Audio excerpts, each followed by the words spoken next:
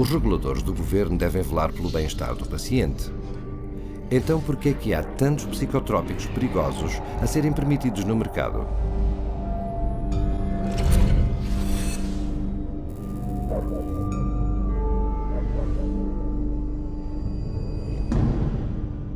A certo ponto, a Food and Drug Administration dos Estados Unidos foi considerada o padrão ouro em segurança de drogas.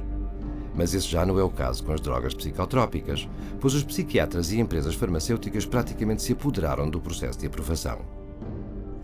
Os painéis consultivos da FDA que recomendam a aprovação de psicotrópicos há muito que foram preenchidos por psiquiatras com laços financeiros a empresas farmacêuticas. Um estudo mostrou que 92% das reuniões consultivas da FDA na última década incluíram pelo menos um membro com conflito de interesses. Em resposta à acusação de conflito de interesses, a FDA diz que eles têm tentado encontrar peritos em saúde mental sem laços com a indústria farmacêutica, mas não conseguem encontrar nenhum. Para resolver isto, eles emitem renúncias em que um psiquiatra é autorizado a fazer parte de um painel consultivo sobre psicotrópicos, apesar de ter um conflito de interesses de até $50 mil por ano com empresas farmacêuticas. The advisory panels that review drugs, most of these people are direct recipients of money from usually the drug under study, the company that's submitting the drug, and they waive the conflicts most of the time. So it's pretty pervasive and it's quite insidious. Full waivers have been granted to the following participants. Dr. Andrew Leon for his role as a member of a data safety monitoring board for an affected firm. He receives between $10,001 and $50,000 per year. Dr. Bruce Pollock has been granted a limited waiver for his activities on an advisory board and speakers bureau for an affected firm in which he receives less than $10,001 per year. Ms. Jean Bronstein for her ownership of stock and a bond in an affected firm in which the value falls between $50,001 and $100,000. You could be paid massive amounts of money by the drug companies, in this sense, and then turn your head here and then say, okay, now I'm going to review the drug. And that huge conflict of interest was not to be discussed. In fact, they didn't want people putting it out there. That was the policy. So they still allow it. They still allow that conflict to continue. But now it's meant to, they're supposed to acknowledge if there's a conflict of interest. But acknowledging the conflict and getting rid of the conflict are two different things. A rotação entre o governo, a academia e a indústria farmacêutica é um dos segredos mais mal guardados da psiquiatria. It's a revolving door, FDA and drug, FDA and drug. So we have a system where those institutions that people trust, want to trust, would like to trust, are truly untrustworthy. Um exemplo, Daniel Troy, um antigo membro de um grupo de pressão de uma empresa farmacêutica que foi contratado como advogado-geral para a FDA, onde ele apresentou peças forenses a favor de empresas farmacêuticas e contra vítimas de drogas. He was the drug lobbyist lawyer, and then he became the general counsel of the FDA. I mean, they talk about having the wolf watch the chickens. Depois de deixar a FDA, Daniel Troy regressou à indústria farmacêutica, onde agora é o vice-presidente superior e advogado-geral para o gigante farmacêutico GlaxoSmithKline.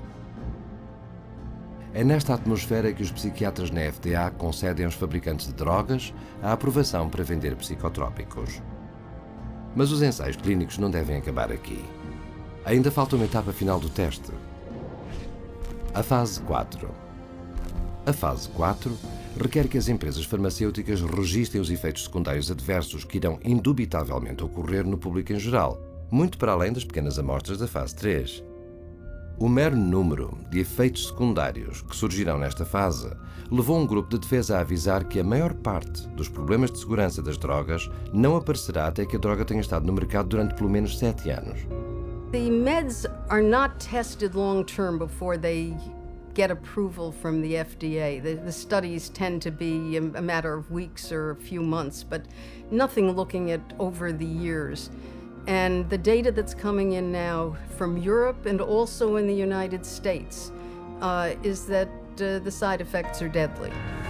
Em vez de cumprirem uma função de segurança como vigilância pós-marketing, os ensaios clínicos da fase 4 estão agora a ser redefinidos como pesquisa pós-marketing e reformulados como um meio de testar psicotrópicos para perturbações mentais adicionais.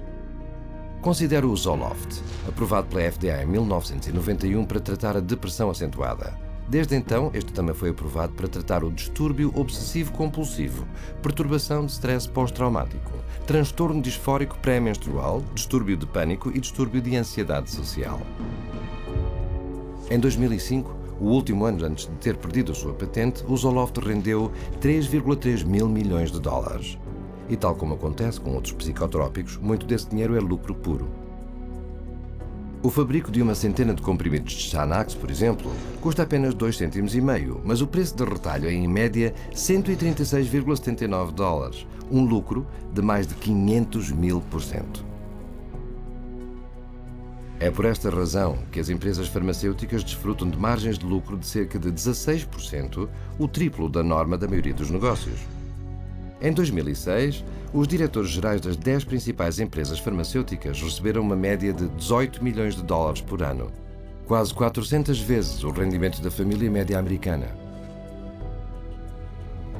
Os investidores também adoram as empresas farmacêuticas que produzem psicotrópicos, uma vez que os psiquiatras nunca as receitam para curar problemas mentais, mas para os gerir, frequentemente durante uma vida inteira.